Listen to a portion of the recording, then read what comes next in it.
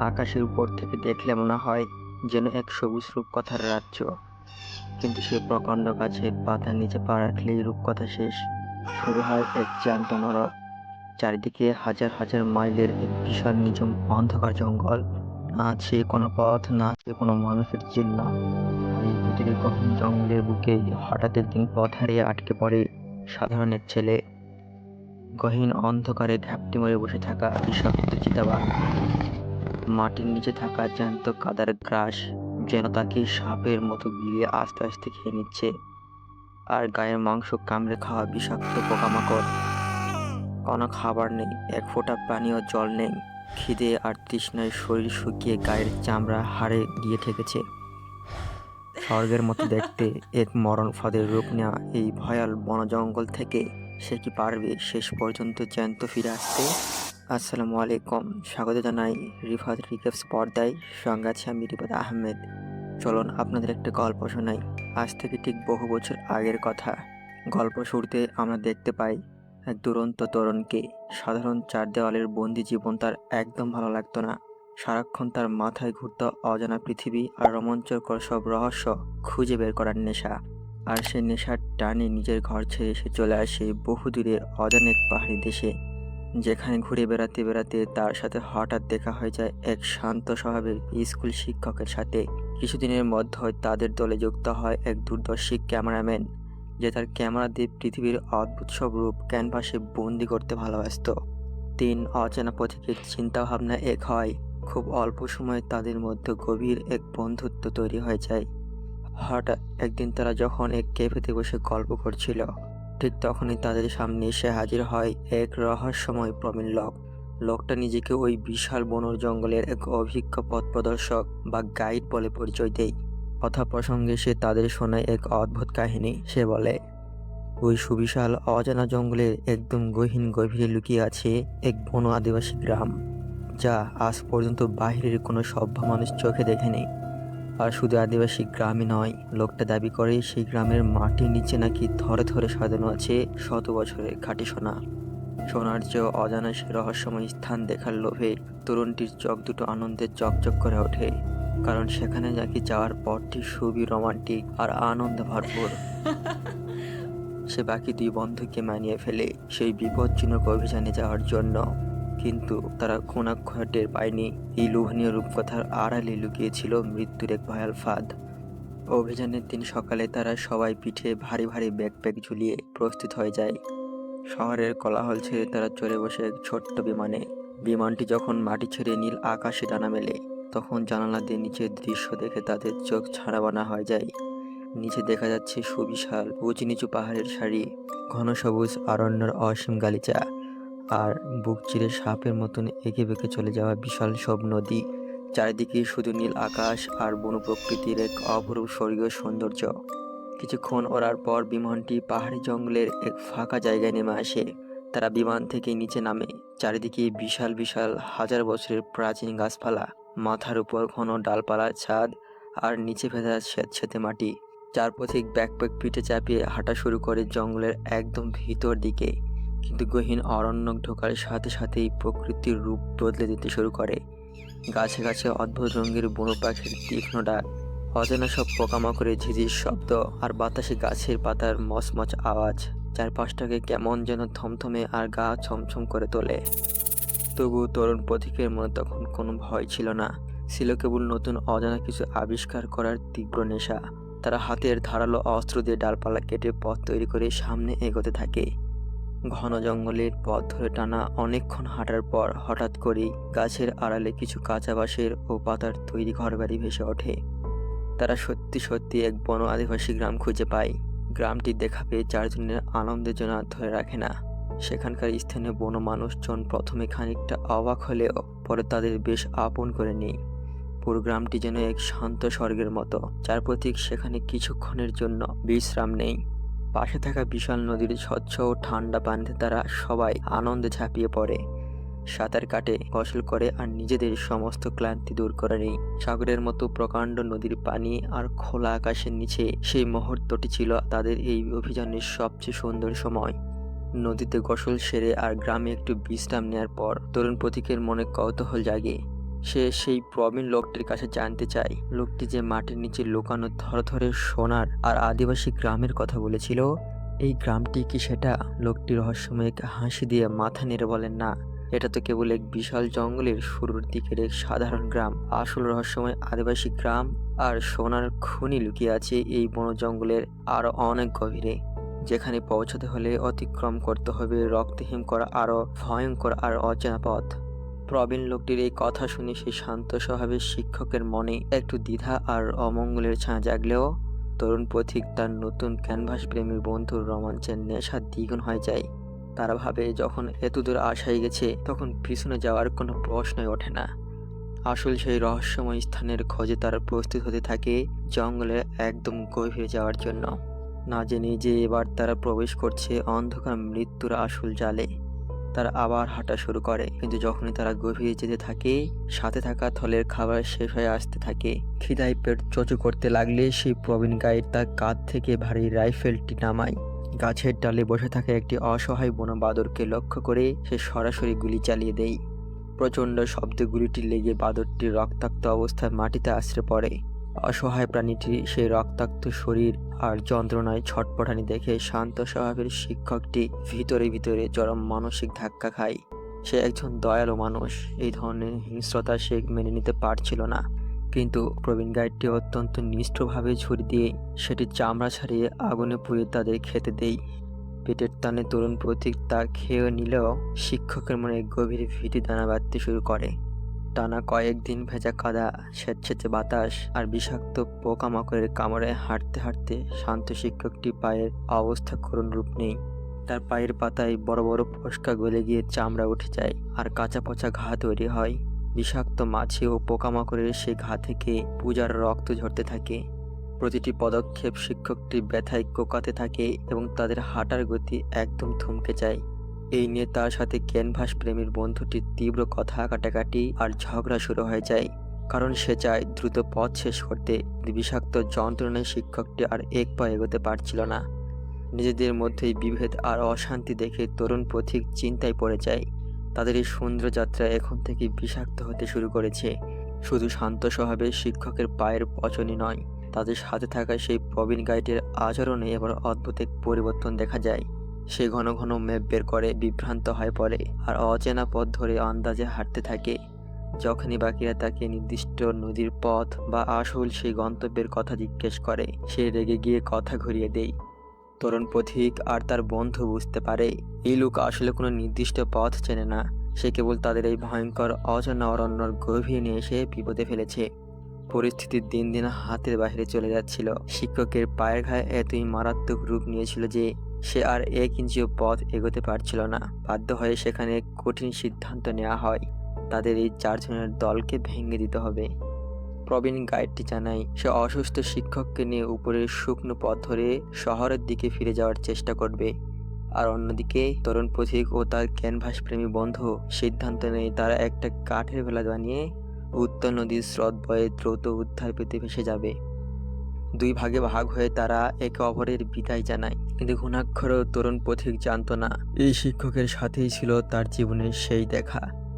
সঙ্গীদের বিদায় জানিয়ে তরুণ পথিক আর তার বন্ধু শক্ত কিছু গাছের গুঁড়ি আর লতা দিয়ে একটি মজবুত কাঠের ভেলা বানিয়ে ফেলে। নদীর শান্ত পানির উপর ভেলাটি ভাসিয়ে তারা জীবনের নতুন এক পথ চলা শুরু করে। শুরুতে সবকিছু বেশ সুন্দর মনে হচ্ছিল। নদীর হালকা বাতাসে ভেসে যেতে যেতে তারা ভাবছিল, কাদামাখা জঙ্গল হেঁটে পাড়ি দেওয়ার চেয়ে এভাবে ভেসে যাওয়া অনেক সহজ ও আরামদায়ক। কিন্তু কিছুদূর এগোতেই প্রকৃতির রূপ আবার বদলে যায়। শান্ত নদীর রূপ নেই এক ক্ষিপ্ত হিংস্র রাক্ষসীতে। পানির তীব্র স্রোত তাদের কাঠের ভেলাটিকে খেলনার মতন আছাড় মারতে থাকে। নদীর 2 পাশে ভেসে উঠতে থাকে প্রকাণ্ড আর ধারালো সব বিষাক্ত পাথর। পানির গর্জন এতই বিকট হয়ে ওঠে যে একজন আরেকজনের কথা শুনতে পাচ্ছিল না। সামনে অপেক্ষা করছিল এক বিশাল ভয়ানক বজ্রপাত। নদীর চঞ্চল স্রোত সামলানোর জন্য তারা লগি দিয়ে একটি ফেলার আপ্রাণ চেষ্টা করে থাকে, কিন্তু তীব্র ঢেউয়ের সামনে তাদের সমস্ত শক্তি অকেজো হয়ে পড়ে। মুহূর্তের মধ্যে ফেলাটি গিয়ে সজোরে আছড়ে পড়ে বিশাল এক পাথরের গায়ে। প্রচণ্ড বিকট শব্দে কাঠের ফেলাটি ভেঙে চুরমার হয়ে যায়। ধাক্কার চোটে ক্যানভাস প্রেমী বন্ধুটি ছিটকে গিয়ে পড়ে টাঙ্গার পাথরের উপর। আর আমাদের তরুণ পথিক ডাঙ্গা কাঠের সাথে আটকে সরাসরি গিয়ে পড়ে সেই ১০০ ফুট উঁচুর ভয়াল বজ্রপাতের উপর। হাজার হাজার লিটার পানি আর পাথরের প্রহারে তার শরীর ছাতু হয়ে যেতে থাকে। পানির নিচে আছাড় খেতে খেতে আর নিঃশ্বাস বন্ধ হয়ে সে ধীরে ধীরে মৃত্যুর কোলে ঢলে পড়ে এবং জ্ঞান হারিয়ে ফেলে। অনেকক্ষণ পর নদীর এক খাঁকা করা জনমানবহীন তীরে ভেজা কাদার উপর তরুণ পথিকের জ্ঞান ফিরে আসে। তার গায়ের জামা কাপড় ছিঁড়ে গেছে, শরীরের জায়গায় জায়গায় কেটে রক্ত ঝরছে। জ্ঞান ফিরে সে ব্যাকুল হয়ে চিৎকার করে ডাকতে থাকে, কোথায় তুমি, কোথায়? কিন্তু চারপাশ থেকে কেবল অজানা ঝিঝি পোকার ডাক আর অন্ধকারের থমথমে নীরবতা ছাড়া কোনো সাড়া আসে না। সে গায়ের ব্যাকপ্যাক খুঁজতে দেখে পানির স্রোতে সব থলে খাবার, মানচিত্র, ক্যাম্পাস, এমনকি আগুন জ্বালানোর লাইটারটুকুও ভেসে চলে গেছে। তার কাছে কেবল পৌঁছানোর একখানা ছোট ছুরি আর আধা ভাঙা একটা থলে ছাড়া আর কিছুই নেই। চারিদিকে হাজার হাজার মাইলের এক বিশাল নিঝুম অন্ধকার কূপ। সে বুঝতে পারে এই জ্যান্ত গহ্বরে সে এখন সম্পূর্ণ একা। রাত নামতেই অ্যামাজনের বুকে নেমে আসে হাড় কাঁপানো ঠান্ডা। অনাহারে পেটে মারাত্মক মোচড় দিচ্ছিল। মুখে এক ফোঁটা পানিও জল নেই। ঠিক তখনই মাথার উপরে ঝোপঝাড়ের ভিতরে শুকনো পাতার মচমচ করা বিষাক্ত শব্দ ভেসে আসে। আলো ফেলতে তার বুকের ভিতরে আত্মা কেঁপে ওঠে। মাত্র কয়েক হাত দূরে ফোনা তুলে তার দিকে স্থির হয়ে তাকিয়ে আছে এক বিষাক্ত কালা সাপ। ভয়ে নিঃশ্বাস বন্ধ করে সে পিছাতে থাকে। কোনোমতে জীবনের ঝুঁকি নিয়ে একটু উঁচু পাহাড়ের ডালে উঠে সে রাত পার করে। শুধু সাপই নয়, লাগাতার নোংরা কাদায় থাকার ফলে তার মাথার চামড়ায় আগুন জ্বালার মতন প্রচণ্ড যন্ত্রণা শুরু হয়। সে নদীর পানিতে মাথা ধুয়ে একটি ধারালো কাচের টুকরো দিয়ে ফুলা অংশটিতে চাপ দেয়। আর তখনই ঘটে এই গা শিউরে ওঠা বিভীষিকা। তার মাথার চামড়ার নিচ থেকে বেরিয়ে আসে একটা জ্যান্ত মোটা বিষাক্ত পোকার লার্ভা। পোকাটা এতদিন তার মাথার মাংস কামড়ে ভেতরে বাসা বেঁধেছিল। যন্ত্রণায় সে বিকট এক চিৎকার দিয়ে মাটিতে লুটিয়ে পড়ে। মাথার জ্যান্ত পোকা টেনে বের করার পর যন্ত্রণায় দিশাহারা হয়ে তরুণ পথিক মাটিতে পড়েছিল। ঠিক তখনই বনের ঘন অন্ধকারের আড়াল থেকে ভেসে আসে শুকনো পাতার মচমচ করার এক ভয়াল শব্দ। ঝোপঝাপের দিকে তাকাতে তার বুকের রক্ত হিম হয়ে যায়। মাত্র কয়েক হাত দূরে অন্ধকারের ভিতরে জ্বলজ্বল করছে দুটো হলুদ হিংস্র চোখ। অ্যামাজনের এক বিশাল চিতাবাঘ। বাঘটা ধীর পায়ে গর্জন করতে করতে তার দিকে এগিয়ে আসতে থাকে। তার কাছে আত্মরক্ষা করার মতো কোনো বন্দুক বা বড় অস্ত্র ছিল না। মৃত্যুর মুখে দাঁড়িয়ে বাঁচার শেষ চেষ্টা হিসেবে সে হাতে থাকা পপকর্ন থেকে কীটনাশক স্প্রে করার একটা ছোট্ট লাইটার হাতে তুলে নেয়। বাঘটি লাফ দেওয়ার ঠিক আগ মুহূর্তে সেই স্প্রের মুখে লাইটার দিয়ে বিশাল এক আগুনের গোলা তৈরি করে সরাসরি বাঘের মুখের সামনে ছুঁড়ে মারে। আগুনের চরম ভয় পেয়ে বিকট এক গর্জন দিয়ে বাঘটি রাতের অন্ধকারে গভীরে পালিয়ে যায়। মৃত্যুর অতি কাছ থেকে অলৌকিকভাবে বেঁচে ফিরে সেই তরুণ পথিক। পরের দিন সকাল থেকে টানা মুষলধারে বৃষ্টি শুরু হয়। টানা না খেয়ে আর হেঁটে তার শরীর আর চলছিল না। চোখ ঝাপসা হয়ে আসছিল। হঠাৎ করেই এক পা ফেলতে সে টের পায় মাটির নিচে কিছু একটা তাকে টানছে। ওটা ছিল নদীর ধারে এক জ্যান্ত কাদার ফাঁদ। সে যতই হাত পা ছুঁড়ে বের হওয়ার চেষ্টা করে, কাদা তাকে তত দ্রুত গিলে খেতে শুরু করে। কাদা কোমর পেরিয়ে বুক পর্যন্ত উঠে আসে। চারপাশে ধরে ওঠার মতো কোনো শক্ত ডালপালা ছিল না। জীবনের শেষ রক্তবিন্দু দিয়ে টান মেরে সে পাশে থাকা একগোছা বুনো ঘাস চেপে ধরে যন্ত্রণায় চিৎকার করতে করতে নিজের মৃত্যু সেই কাদা থেকে টেনে বের হয়ে আসে। কাদা থেকে বাঁচার পর সে জুতো খুলে দেখে পানিতে ভিজে ভেজা কাদায় থেকে তার পায়ের চামড়ায় একদম গলে পছন ধরে দুর্গন্ধ বের হচ্ছে। আঙ্গুলগুলোর ফাঁকে কাদা ঘা তৈরি হয়েছে। প্রতিটি পদক্ষেপ মনে হচ্ছিল শত শত সুইতে তার পায়ে খোঁচা দেওয়া হচ্ছে। গায়ের চামড়ার খোলা জায়গায় মাছি ও পিঁপড়েরা এসে কামড়ে কামড়ে মাংস খাচ্ছিল। ব্যথা সহ্য করতে না পেরে সে কাদার উপর কুঁকড়ে কাঁদতে থাকে। টানা 2 সপ্তাহেরও বেশি সময় ধরে সে এই নিঃসঙ্গ অন্ধকার বনের বুকে একা আটকে আছে। কোনো মানুষের মুখ না দেখে আর অনাহারে থাকতে থাকতে তার মানসিক ভারসাম্য নষ্ট হতে শুরু করে। সে গভীর বনের মধ্যে কাল্পনিক এক তরুণীকে দেখতে পায়। সে ভাবতে শুরু করে মেয়েটি তার কাছে রয়েছে, তার সঙ্গী হয়ে এই বনে হাঁটছে। রাতে হাড় কাঁপানো ঠান্ডায় সে সেই কাল্পনিক মেয়েটিকে জড়িয়ে ধরে ঘুমানোর ভান করে, তাকে আগলে রাখার চেষ্টা করে, তার সাথে একা একাই কথা বলতে থাকে। কিন্তু প্রকৃতপক্ষে চারপাশে কেউ ছিল না, কেবল চরম একাকিত্ব আর মৃত্যুর ভয় তার মস্তিষ্কে এই কাল্পনিক চরিত্রটি তৈরি করেছিল, যাতে সে মানসিকভাবে পুরো পাগল না হয়ে যায়। কিন্তু তার বুকের ভিতরে থাকা অদম্য জেদ তখন নিভে যায়নি। সে মনে মনে ভাবল, হাল ছেড়ে দিলে এই হিংস্র বন জঙ্গল তাকে জ্যান্ত গিলে খাবে। তাকে যে কোনো মূল্যে বাঁচতেই হবে। টানা 19-20 দিন না খেয়ে থাকার ফলে তার শরীর চামড়া আর হাড়ে পরিণত হয়েছিল। পা পচে দুর্গন্ধ বের হয়, হাঁটার ক্ষমতা হারিয়ে সে মাটিতে কুনোয় আর হাঁটুতে ভর দিয়ে হামাগুড়ি দিয়ে এগোতে থাকে। প্রতিটা ইঞ্চি পথ পার হতে তার চোখ দিয়ে পানি আর যন্ত্রণার গলানি বের হচ্ছিল। কুনুই কেটে রক্তে ভিজে যাওয়ার সত্ত্বেও জীবনের শেষ নিঃশ্বাসটুকু বাজি রেখে হামাগুড়ি দিতে দিতে 21 দিনের মাথায় সে আবার সেই প্রকাণ্ড নদীর তীরে এসে পৌঁছায়, যেখান থেকে তার জীবনের ভয়ঙ্কর যাত্রা শুরু হয়েছিল। অন্যদিকে নদীর সেই ভয়াল দুর্ঘটনায় ডাঙ্গায় ছিটকে পড়া ক্যানভাস প্রেমিক বন্ধুটি কিন্তু অলৌকিকভাবেই বেঁচে গিয়েছিল। সে নদীর ধার ধরে হেঁটে কিছুদিন পর স্থানীয় কিছু নদীর মানুষের সাথে দেখা পায় এবং উদ্ধার পায়। কিন্তু উদ্ধার পাওয়ার পরও সে নিজের জীবন নিয়ে নিরাপদে ঘরে ফিরে যায়নি। তার মনের ভিতরে অনুশোচনা আর ভালোবাসার আগুন জ্বলছিল।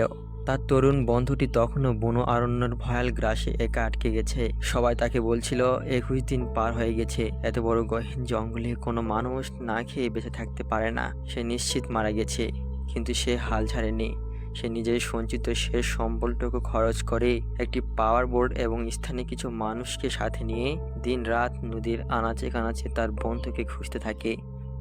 নদীর পাড়ে কাদার উপর অর্ধমৃত অবস্থায় পড়েছিল তরুণ পথিক। তার চোখ বন্ধ হয়ে আসছে, বুকটা ধীরে ধীরে ওঠানামা করছে। মনে হচ্ছিল আর কয়েক মিনিট, তারপরেই জীবনের সব আলো চিরদিনের জন্য নিভে যাবে। ঠিক সেই মুহূর্তেই যেন এক অলৌকিক রহমতে নদীর পানির উপরে ভেসে ওঠে এক স্পিড বোটের বিকট শব্দ। বোটে থাকা বন্ধুটি দূর থেকে নদীর পাড়ে কঙ্কালসার এক মানুষকে পড়ে থাকতে দেখে চেনা গলায় চিৎকার করে ওঠে, তুমি বেঁচে আছো, আমি এসে গেছি বন্ধু। দুই বন্ধু একে অপরকে জড়িয়ে ধরে কান্নায় ভেঙে পড়ে। কাদার উপর লুটিয়ে পড়া তরুণ পথিককে কোলে তুলে নেই। উদ্ধারের পর তরুণ পথিককে হাসপাতালে নিয়ে আসা হয় এবং দীর্ঘ চিকিৎসার পর সে ধীরে ধীরে সুস্থ হয়ে ওঠে। কিন্তু এই বাস্তব সত্য ঘটনার পিছনে খবরগুলো ছিল আরও থমথমে ও মর্মান্তিক। পরবর্তীতে খোঁজ নিয়ে জানা যায়, সেই রহস্যময় প্রবীণ গাইডটি আসলে কোনো গাইডই ছিল না। সে ছিল দেশের এক ফেরারি বিপজ্জনক অপরাধী। আর যে শান্ত স্বভাবের শিক্ষকটি লোকটার সাথে ডাঙ্গার পথ ধরে হেঁটে চলে গিয়েছিল, তাদের দুজনকে আর কোনোদিন পৃথিবীর কোনো প্রান্তে খুঁজে পাওয়া যায়নি। সুবিশাল অজানা জঙ্গল যেন চিরদিনের জন্য তাদের নিজের পেটের ভিতর হজম করে ফেলেছিল। এই রহস্যময় কাহিনীটি আপনার ভালো লেগে থাকলে ভিডিওটিতে একটি লাইক দিন। আর আমাদের পরিবারের সাথে যুক্ত থেকে এমন গা শিউরে ওঠা সব অজানা রূপকথার গল্প সবার আগে পেতে চ্যানেলটি এখনই সাবস্ক্রাইব করে বেল আইকনটি বাজিয়ে রাখুন। দেখা হবে খুব শীঘ্রই নতুন কোনো রোমাঞ্চকর অজানা রহস্যের গল্পের সাথে। এই সত্য গল্পের শেষটা আপনার মনকে কেমন নাড়া দিল তা অবশ্যই নিচে একটি সুন্দর কমেন্ট করে আমাকে জানিয়ে দিন। সবাই ভালো থাকুন, সুস্থ থাকুন। আল্লাহ হাফেজ।